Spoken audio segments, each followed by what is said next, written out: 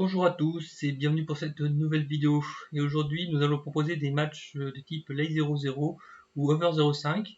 Donc en fait, pour gagner ce pronostic, il faut qu'il y ait minimum un but dans le match pour que ce pronostic soit gagnant. Et aujourd'hui, je vais vous proposer 5 pronostics de ce type pour ce week-end, que je vous recommande en tout cas, que je vous recommande la plateforme Orbitix pour passer vos paris. Donc les vidéos pronostics de la semaine dernière a été supprimé par YouTube. Malheureusement, je ne vais pas pouvoir vous montrer d'image du site Orbitix. Donc je vais juste vous contenter aujourd'hui de vous montrer tous les différents pronostics que je vous propose. Et aujourd'hui, pour débuter cette 7e journée de Serie A, donc nous allons commencer par le match de vendredi à 20h45. Faites très attention, c'est aujourd'hui que vous placez le pronostic, si vous voulez le jouer évidemment, entre Salernitana et Lecce. Donc nous pouvons voir en confrontation directe que voilà, donc que en fait il y a que Lecce et la Salernitana a tendance à toujours y avoir beaucoup de buts. Donc il n'y a jamais eu de 0-0 depuis au moins ces 12 dernières années. C'est pour cela que je vous recommande ce premier match. Ensuite, pour la journée de samedi, nous avons Stuttgart contre Francfort. Donc Stuttgart et Francfort reviennent de leur championnat européen. Et donc pour les confrontations entre ces deux équipes, on peut voir qu'il n'y a quasiment jamais eu de 0-0 également depuis très très longtemps.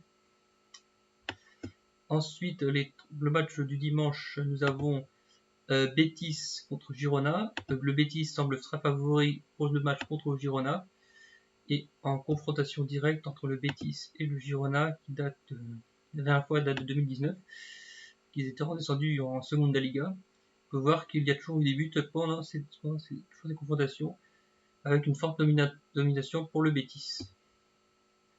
Le quatrième match que je vais vous proposer, c'est Monza contre la Juventus. Donc en confrontation directe, on peut voir qu'il n'y a eu qu'un seul match malheureusement en head-to-head en 2021 entre Monza et la Juventus pour une victoire de la Juventus.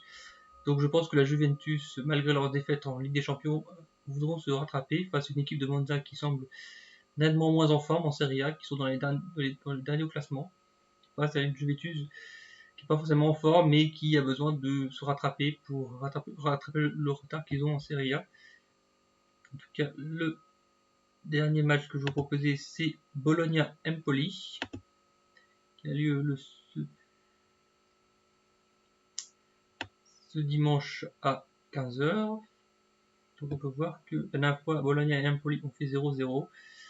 Mais en tout cas, il y a eu quelques périodes de quelques 0-0 pendant ces confrontations entre Bologna et Empoli. Mais je pense que cette fois-ci, Bologna semble le grand favori pour le match contre Empoli, vu que Bologna fait partie des top équipes qui marquent le plus de buts en Serie A. En tout cas, nous allons voir ensemble la probabilité que ces matchs soient perdants.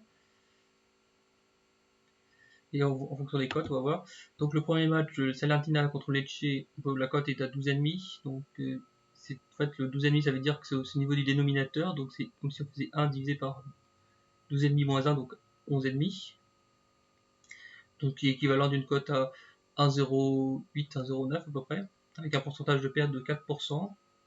Stuttgart-Francfort est à la cote est à 19 pour une probabilité de perte de 2,5. Le Betis contre Girona est à 14 pour une probabilité de perte de 5,5. Bologna-Empoli, la cote est à 14 pour une probabilité de perte de 5,5. Et Monza-Juventus, qui est à 14,5 pour une probabilité de perte de 2,5. En tout cas, j'espère que cette vidéo vous a plu. Dites-moi ce que vous en pensez de ces pronostics. Et je vous dis à très bientôt. Bye bye.